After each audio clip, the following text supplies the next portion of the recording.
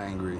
Angled in the near future, the story follows a man named Ben Richards, who brings his young daughter to meet his former boss, hoping to get his old job back. But Ben has a reputation for being hot-headed and unpredictable, so his former employer is hesitant to rehire him. Even so, he can't help feeling sorry for Ben's little girl, who's burning up with a high fever. You know, I didn't bring her here to kill you.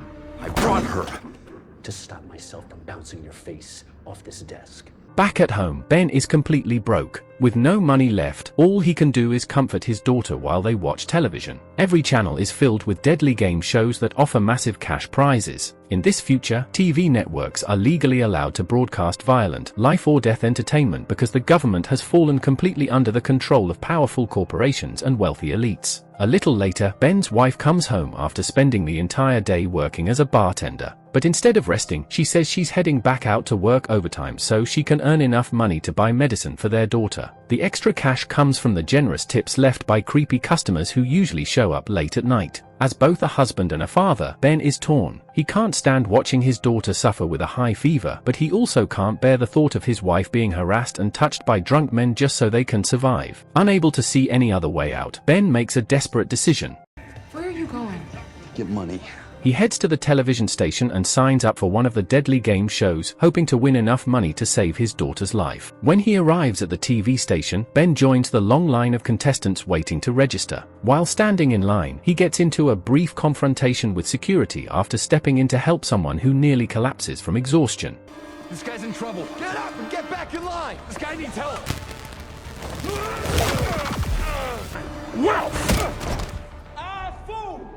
Mouth closed! The trouble doesn't end there. Ben loses his temper again when the registration clerk refuses to answer his questions and keeps reading the rules without acknowledging him.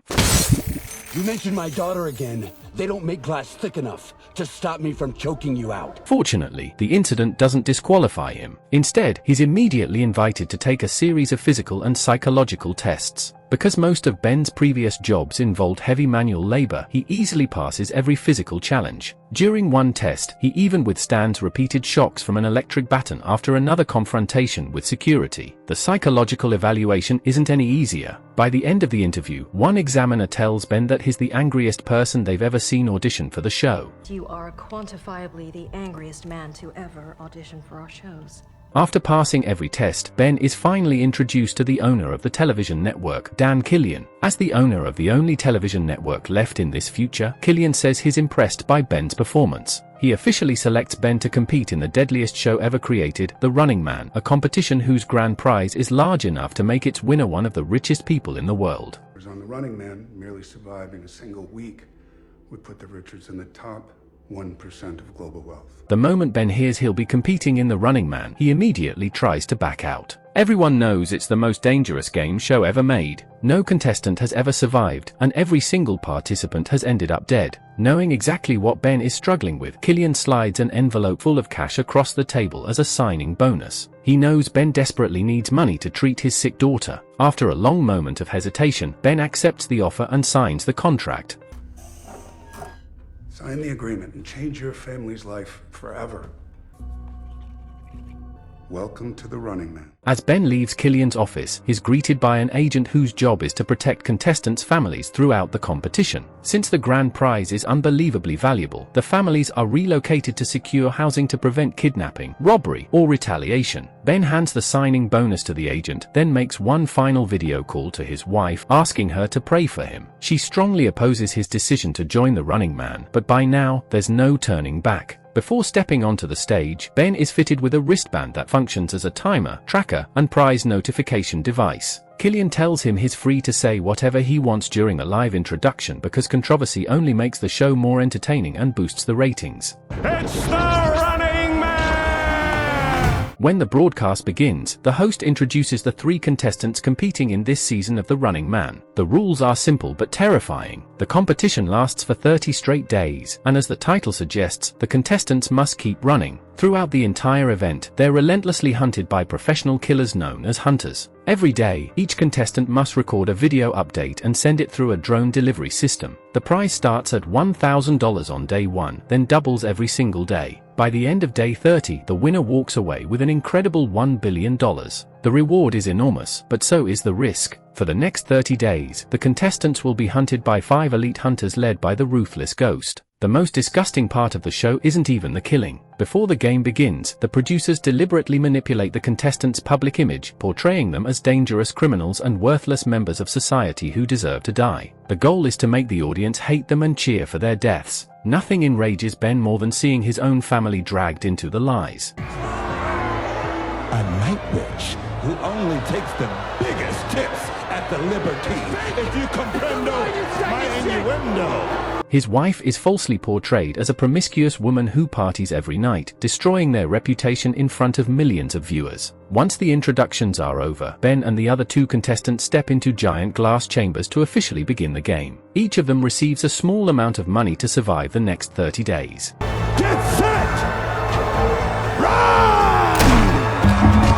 As soon as the countdown starts, Ben changes into different clothes and runs as far away as possible. What nobody knows is that Ben has an old friend who runs an illegal gun shop and specializes in creating fake identities. Using forged documents and a completely new disguise, Ben plans to leave the city, hoping to disappear before the hunters can catch him. But there's one major problem. The Running Man is the biggest television event in the country. Ben's face is plastered across giant screens, billboards, and nearly every electronic display in every city. After arriving in New York City, Ben checks into the Kamal Hotel, hoping it will serve as a temporary hiding place. The bracelet suddenly alerts Ben that it's time to record his daily video, proving he's still alive. After filming the message, he places the videotape into a special mailbox, where an advanced delivery drone immediately transports it back to the television station. The next morning, Ben wakes up to shocking news. One of the 3 contestants has already been found and killed by the hunters. Whether he was careless, clueless, or simply accepted his fate, the contestant never bothered to disguise himself, making him an easy target. Now, only 2 contestants remain. Ben decides it's time to relocate, but before leaving, he extends his hotel reservation, hoping the false trail will throw the hunters off his scent. While wandering through the city, Ben meets an elderly man who rarely watches television. He buys the old man's cheap rental room, along with a worn-out jacket he's wearing, making his disguise even more convincing. After settling into the apartment, Ben gets the scare of his life when a live grenade suddenly falls out of one of the old man's storage boxes. It quickly becomes obvious that the elderly landlord is a retired soldier who kept a few dangerous souvenirs from his military days. Not long afterward, Ben notices a homeless man acting suspiciously outside the building. His instincts are right. Within moments, the hunters arrive alongside the TV production crew. Somehow, they've already tracked Ben down. With no time to think, Ben rushes upstairs, throws his belongings together, and tries to escape through the window. His only option is to jump into another tenant's apartment before making a run for the elevator.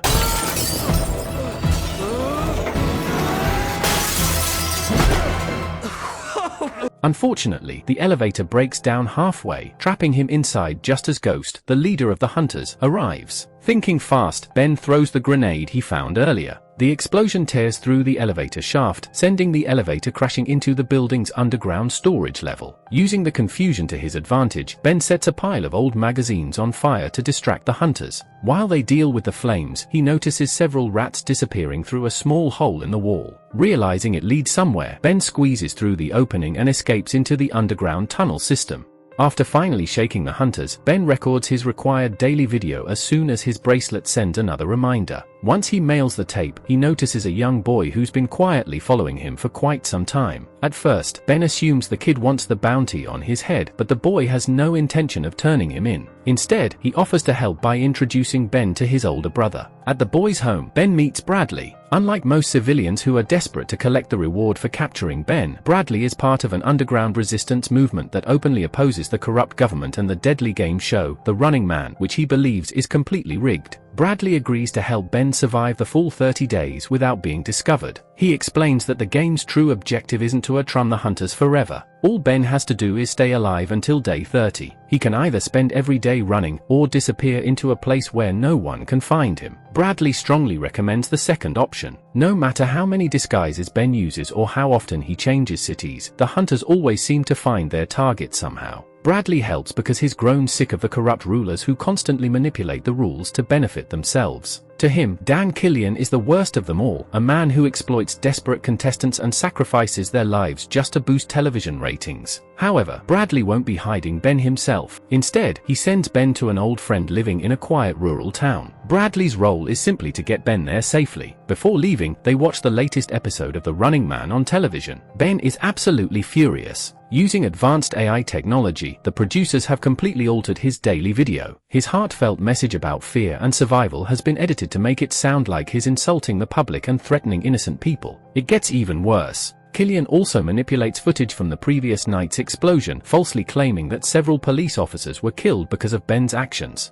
I laughed my ass off smoking those goons. And I didn't say that, okay? I made a video about the network giving kids cancer. It's all fake!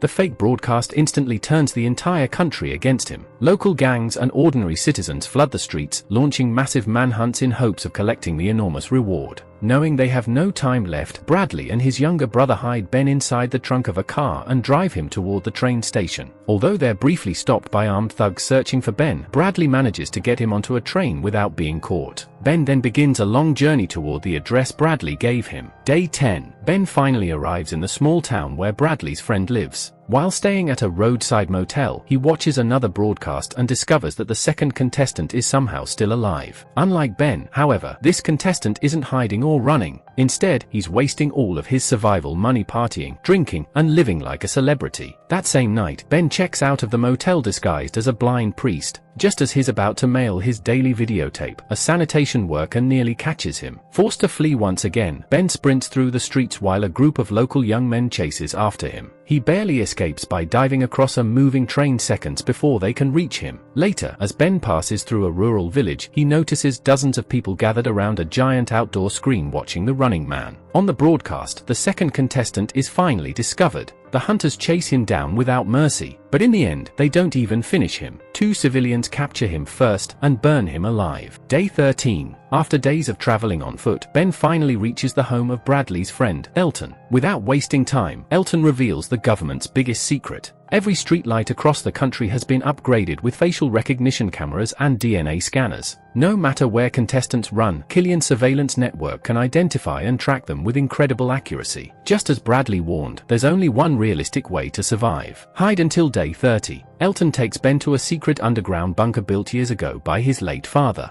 It's completely hidden from the surveillance network. As for the mandatory daily videos, Elton has already prepared multiple backgrounds inside the bunker. Ben can simply record every message in advance using different settings, creating the illusion that he's constantly traveling. If everything goes according to plan, Ben won't just survive. He'll become the first person in history to win the deadliest game show the world has ever seen. When Ben asks why Elton is risking everything to help him, Elton gives the same answer Bradley did. He hates Killian, the wealthy elite, the corrupt politicians, and the powerful people who constantly twist the truth for their own benefit. His hatred is personal. Elton's late father was one of the many innocent victims whose life was destroyed by the regime. While Elton gathers supplies for Ben, Ben accidentally runs into Elton's mother. Like millions of other citizens, she's been brainwashed by the government's propaganda and believes Ben is a dangerous criminal. Elton desperately tries to stop her from calling the police. But when Ben explains that every officer in the state would swarm the house the moment they discovered he was there, something changes in Elton. Instead of backing down, he decides this is the perfect opportunity to avenge his father's death. He's actually the one who calls the police. Less than a minute later, the entire property is surrounded. But Elton planned for this day long ago. He has deadly traps hidden all around the house.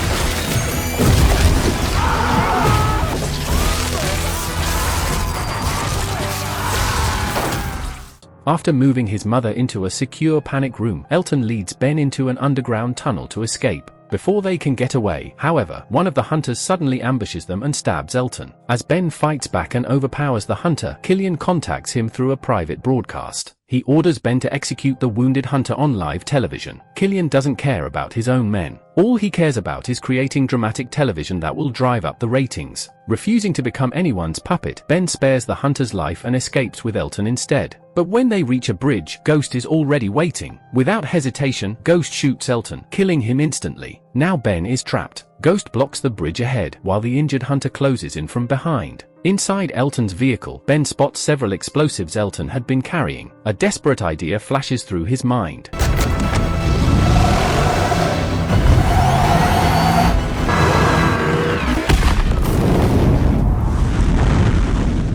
Day 17. Following the map Elton left behind, Ben starts searching for the secret bunker, but along the way, he realizes something important. Killian is far too ruthless to ever allow anyone to win the Running Man. Even if Ben survives until day 30, Killian would simply use Ben's wife and daughter as leverage to make sure he still loses. Tired of running, tired of hiding, Ben makes a decision. Instead of escaping, he's going after Killian himself. By chance, he comes across a wealthy civilian driver we'll call Yuli. Ben forces Yuli to drive him toward the city. Like most people who've been fed months of government propaganda, Yuli believes Ben is a ruthless murderer. Ben tries explaining the truth. He even shows him photos of his wife and daughter, but Yuli refuses to believe a single word. "You disgust me." Moments later, a truck carrying 2 bounty hunters spots them and gives chase. Suddenly, an armed drone swoops down and opens fire on the civilians. At the same time, television screens begin broadcasting fake footage claiming that Yuli has been kidnapped by Ben and is begging for help. That's when Yuli finally understands. Everything the government has been broadcasting has been fake. Ben isn't the villain, he's the victim. By the time they reach the outskirts of the city, Ghost has already set up a massive roadblock. The hunters don't attack immediately because the next live broadcast hasn't officially begun yet. Ben steps out and announces that he's carrying a powerful industrial explosive called BFE-20, a bomb capable of vaporizing everything within a half-mile radius. If they want the show to continue, he has demands. He wants a private luxury jet, 2 parachutes, a plate of boiled peanuts, and a cup of hot coffee. The bizarre requests confuse everyone, but Killian agrees. Just before boarding the plane, Ben makes one final demand. He wants Ghost to remove his mask. Afraid Ben might actually detonate the bomb, Killian orders Ghost to reveal his face. Once inside the cockpit, Ben immediately realizes all 3 pilots are secretly hunters. Oddly enough, he isn't concerned.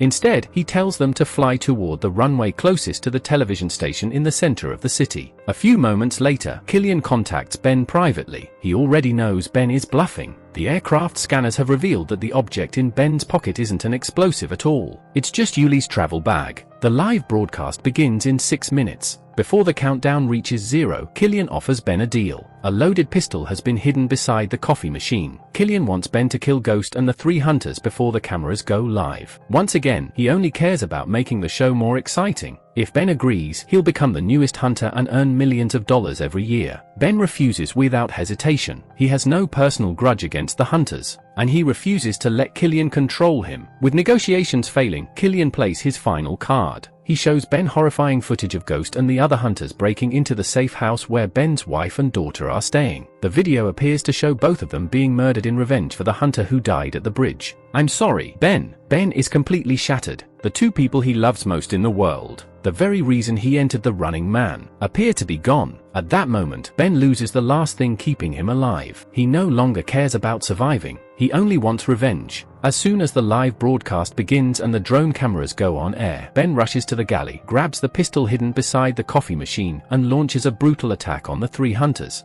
Using the aircraft's remote control system, Killian unknowingly helps Ben gain the upper hand during the fight. Only one opponent remains: Ghost, the final boss. Their brutal fight tears through the cabin. During the struggle, Ghost slashes Ben across the stomach with a shard of broken glass. Then, for the first time, Ghost reveals the truth about himself. Years ago, he was once a contestant in the Running Man. He survived all the way to day 29. Instead of letting him win, Killian offered him a choice: become the leader of the hunters, or die. Ghost accepted the deal and spent years hunting people who had once been exactly like him. Then he drops one final bombshell. Ben's wife and daughter are still alive. The video Killian showed him was another AI-generated fake, just like all the other propaganda. But by now, it's too late. The game has reached the point where only one of them can survive. For the show to continue, either Ghost dies, or Ben does. Ben finally wins the fight after Ghost falls victim to the very bullet hole he created during the battle. With Ghost defeated, Ben has finally completed his mission for revenge. The public's opinion changes overnight. The same viewers who once hated him now sympathize with him. After watching the footage of what they believe was the murder of his family, people begin calling Ben a hero. Everyone assumes he'll replace Ghost as the leader of the hunters in the next season. Congratulations, Ben. Ben doesn't care about any of it. He tells Yuli to jump from the plane using one of the parachutes he demanded earlier. As for himself, Ben stays aboard and makes one final video call to Killian. He wants to know one thing. Are his wife and daughter really alive? Killian coldly replies that it doesn't matter. The only thing that matters is whether Ben accepts the offer to become the new Ghost, the leader of the Hunters for next season. If Ben refuses, Killian threatens to release another AI-generated video. This one shows Ben announcing that he's about to crash the airplane into the television station, killing nearly 5,000 innocent people inside. Ben refuses to give in, so Killian releases the fake video anyway. Within minutes, public opinion turns against Ben once again. Using the fabricated footage as justification, Killian orders the plane to be destroyed in midair. 1 year later,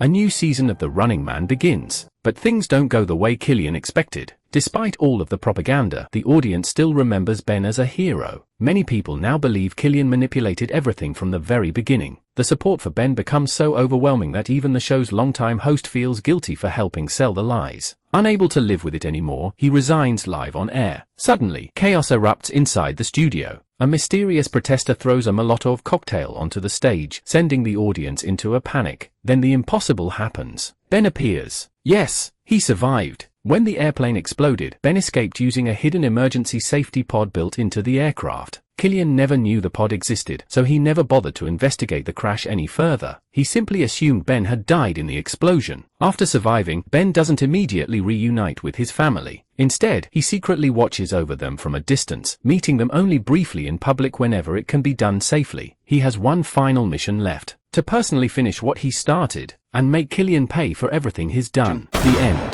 The movie's biggest message is simple: never blindly believe everything you see in the media. The truth can be manipulated, and technology can be used to turn innocent people into villains with nothing more than a convincing lie.